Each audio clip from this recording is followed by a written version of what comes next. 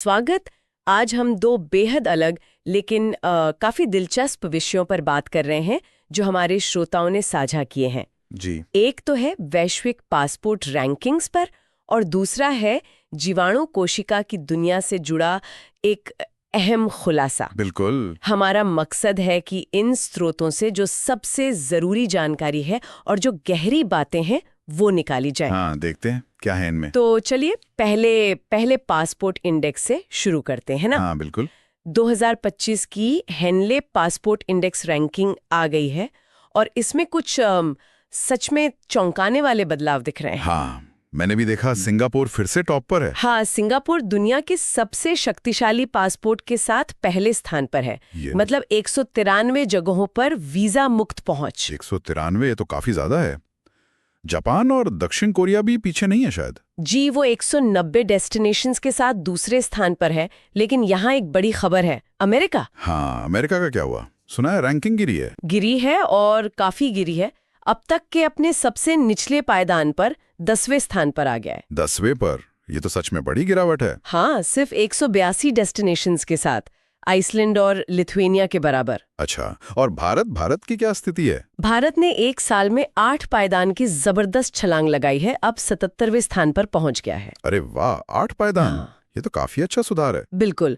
और देखिए, ये रैंकिंग्स जो है ना, ये सिर्फ नंबर नहीं है। हाँ, वही मैं सोच रही थी। ये असल में वैश्विक कूटनीति, देशों के बीच जो आपसी समझौते होते हैं और दुनिया भर में लोगों की आवाजाही के बदलते रुझानों को दर्शाती हैं। अच्छा। ये जो इंडेक्स है, ये खास तौर पर IATA मतलब इंटरनेशनल एयर ट्रांसपोर्ट एसोसिएशन के डेटा पर आधारित होता है। हाँ, जो एयरलाइंस का डेटा रखती है। जी, और ये मापता है कि किसी पासपोर्ट धारक को दुनिया के 227 गंतव्यों में से कितनों में बिना वीजा या वीजा ऑन अराइवल के जाने की इजाजत है। आपने अमेरिका की गिरावट और भारत की बढ़त का जिक्र किया।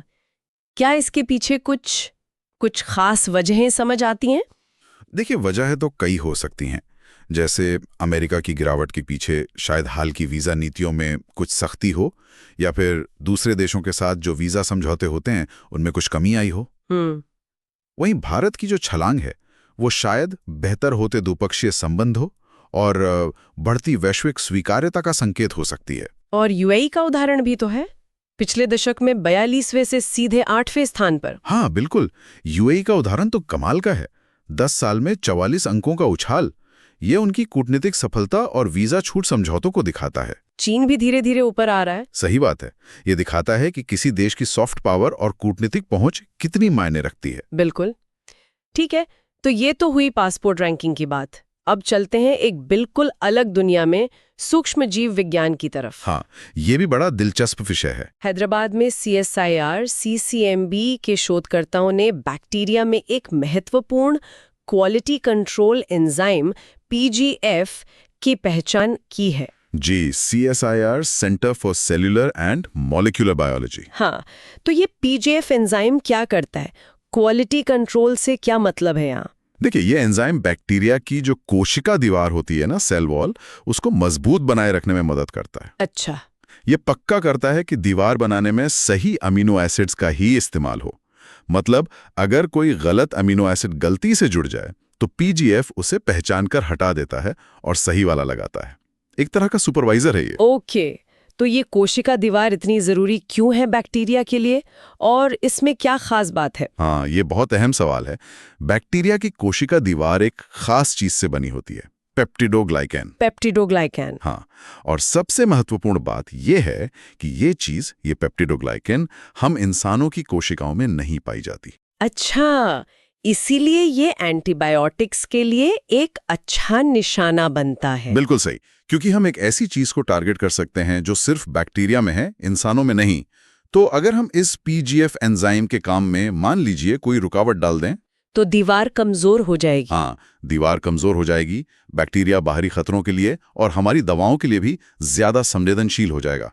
इससे शायद ज्यादा असरदार एंटीबायोटिक्स बनाने का रास्ता खुल सकता है। मतलब ऐसी दवाएं जो सिर्फ बैक्टीरिया को मारे, इंसानी कोशिकाओं को नुकसान न पहुंचाए। सिद्धांत रूप में तो यही बात है। हम सिर्फ बैक्टीरिया के एक खास हिस्से को निशाना बना रहे हैं और बात यहीं खत्म नहीं होती। इसका एक और दिलचस्प पहलू है। वो क्या? इंसानों में भी PGF से मिलता जुलता एक एंजाइम होता है, उसका नाम है LACC1। LACC1 इंसानों में? जी हाँ, और रिसर्च बताती है कि जब ये LACC1 ठीक से काम नहीं करता ना, तो कुछ ऑटो इन्फ्लेमेटरी बीमारियां हो सकती हैं। ऑटो इन्फ्लेमेटरी मतलब जहां हमारा इम्यून सिस्टम ही हमारे खिलाफ काम करने लगता है। बिल्कुल, ऐसी स्थितियां जहां हमारी प्रतिरक्षा प्रणाली जरूरत से ज्यादा सक्रिय हो जाती है और शरीर के अपने ही स्वस्थ ऊतकों पर हमला करने लगती है। अरे वाह, तो मतलब बैक्टीरिया के इस छोटे से एंजाइम पेज F का अध्ययन हमें इंसानों में होने वाली इम्यून सिस्टम की गड़बड़ियों को समझने में भी मदद कर सकता है। जी हाँ, ये कनेक्शन बहुत महत्वपूर्ण है। पेज F और LACC1 कैसे काम करते हैं, उनमें क्या समानताएं हैं, क्या अंतर हैं, ये सब समझकर हम न सिर्फ बेहतर एंटीबायोटिक्स बनाने की दिशा में सोच सकते हैं, बल्कि ऑटो इन्फ्लेमेटरी बीमारियों के इलाज के लिए भी नए रास्ते खोज सकते हैं। बिल्कुल, ये सूक्ष्म जीव विज्ञान की ताकत का एक बहुत अच्छा उदाहरण है कि कैसे एक छोटी सी खोज बड़े सवालों के जवाब दे सकती है। तो आज की इस चर्चा से दो मुख्य बातें सामने आई।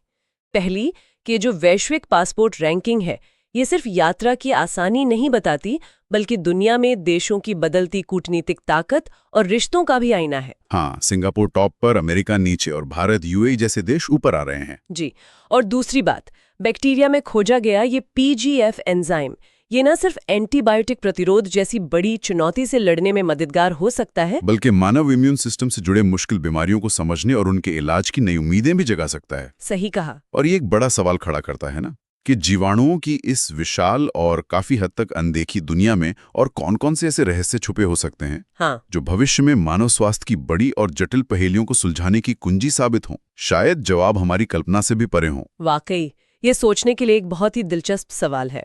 आज इस गहन चर्चा के लिए धन्यवाद। धन्यवाद।